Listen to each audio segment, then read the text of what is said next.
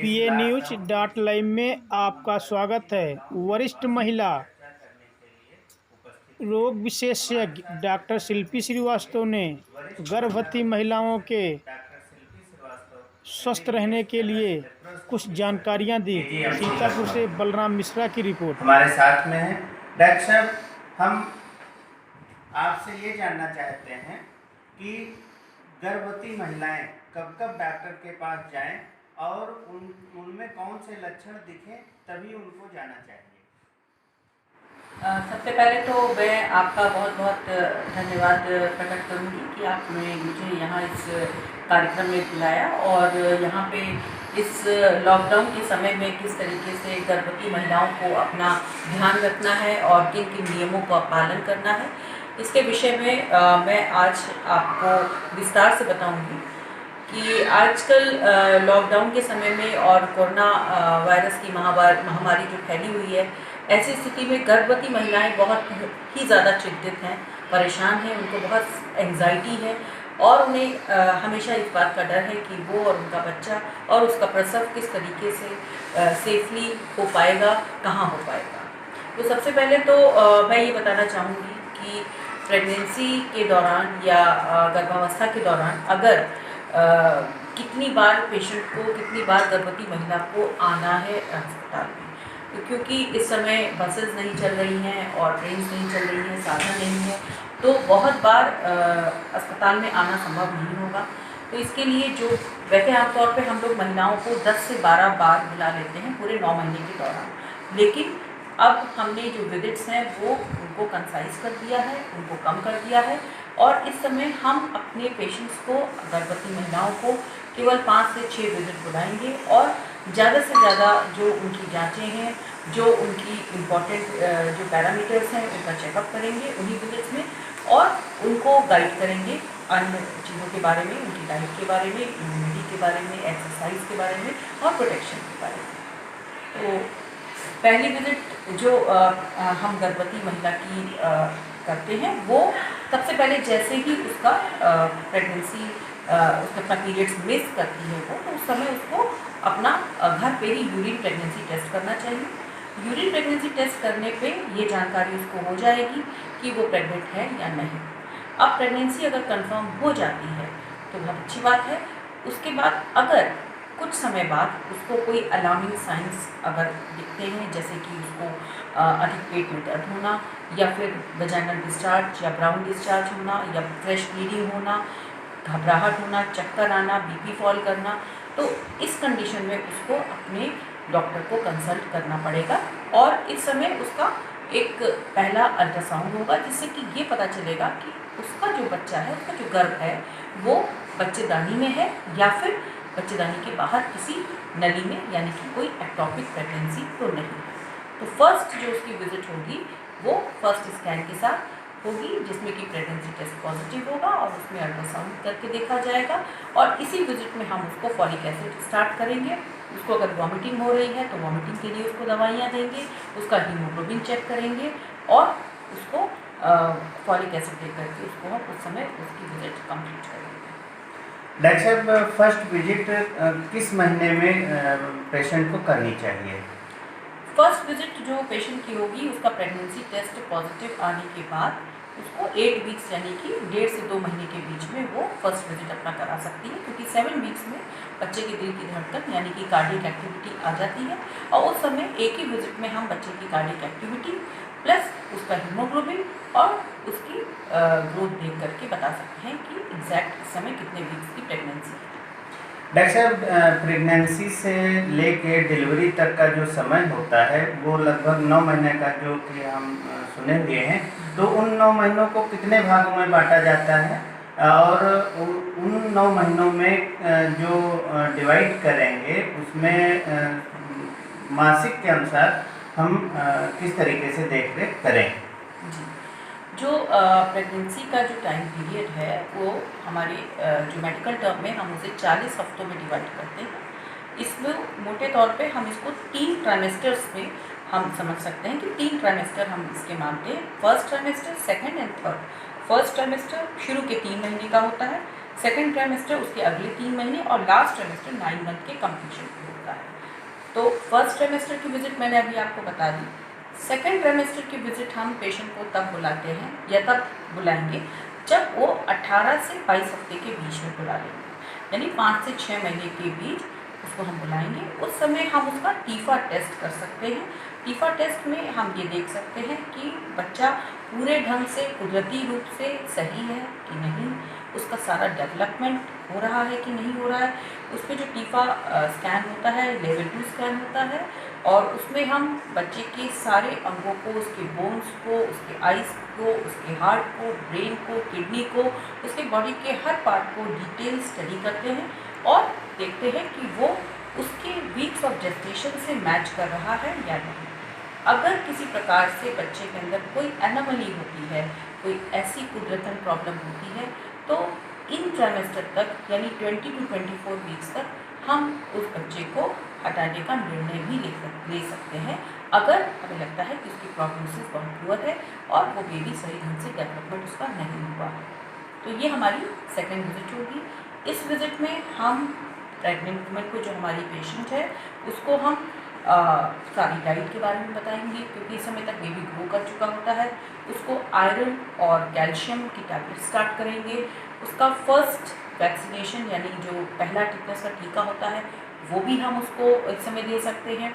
उसकी growth monitor करेंगे, उसका वेट, उसका ब्लड प्रेशर, उसका हीमोग्लोबिन, और उसकी जो है प्रॉपर काउंसलिंग करेंगे, ताकि उसको पता चले कि आने वाले कुछ दिनों में अब उसको बच्चे के फीटल मूवमेंट्स परसीव होने वाले हैं, तो उसको किन चीज़ों का ध्यान रखना होगा। डॉक्टर साहब, सेकेंड ट्राइमेस्टर में मरीज की डाइट कैसी होनी चाहिए?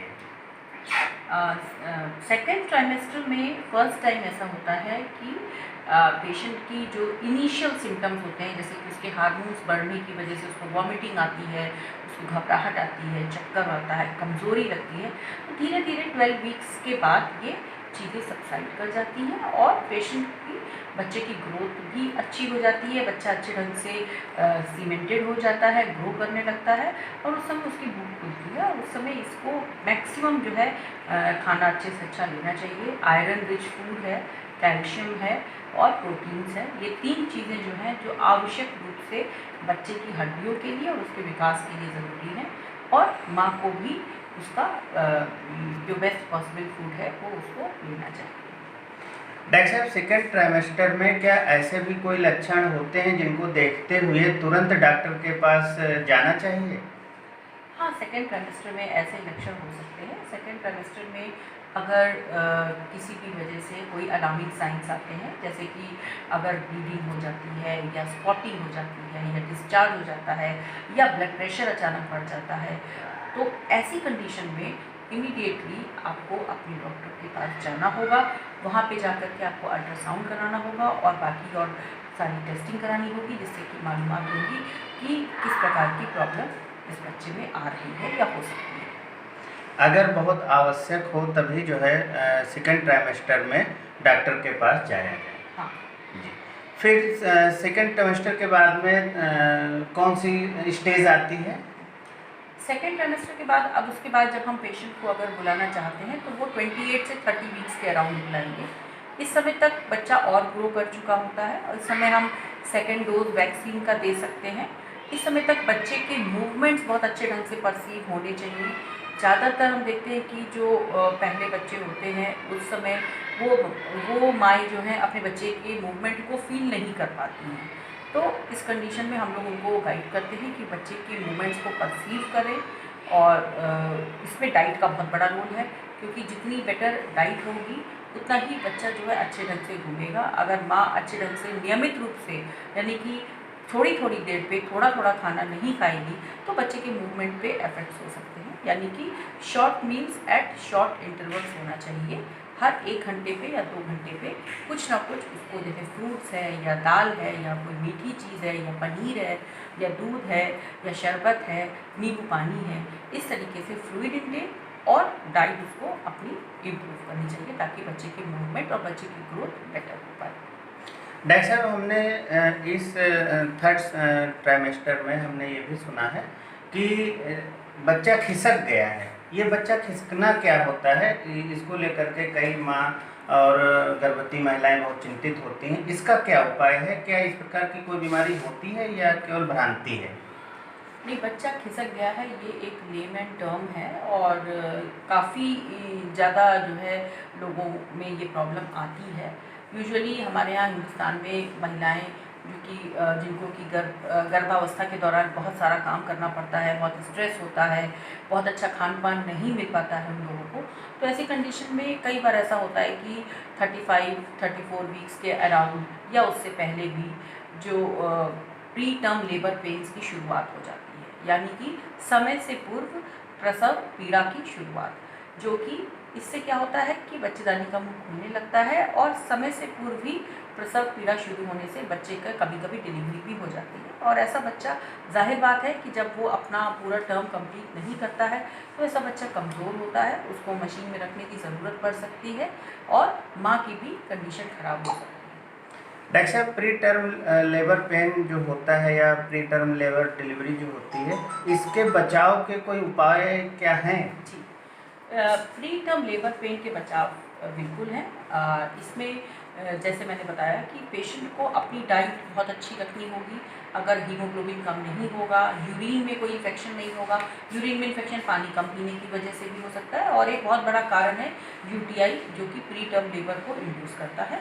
तो यूटीआई ना हो, हीमोग्लोबिन बेटर हो और उसको एडिक्वेट रेस्ट, एडिक्वेट स्लीप उस माँ को अच्छे ढंग से मिले। डॉक्टर साहब, कभी कभी ऐसा होता है कि महिलाएं दर्द के साथ में हॉस्पिटल पहुंचती हैं और वहां के डॉक्टर ये बोल देते हैं कि ये फॉल्स पेन है, अभी डिलीवरी का समय नहीं है। तो डॉक्टर साहब, फॉल्स और ट्रू पेन, लेबर पेन, ये क्या होता है? इसके विषय में आप कुछ बताएं। ऐसा अक्सर होता है कि जब ज़्यादातर ऐसा होता है जो जो पहली बार जिनको गर्भधारण हुआ होता है उनको ऐसा अक्सर लगता है, या लास्ट टाइम पे ऐसा लगता है कि उन्हें लेबर पेन्स शुरू हो चुके हैं और उनको अस्पताल भी पहुंच जाते हैं, पहुंच जाती है ऐसी गर्भवती।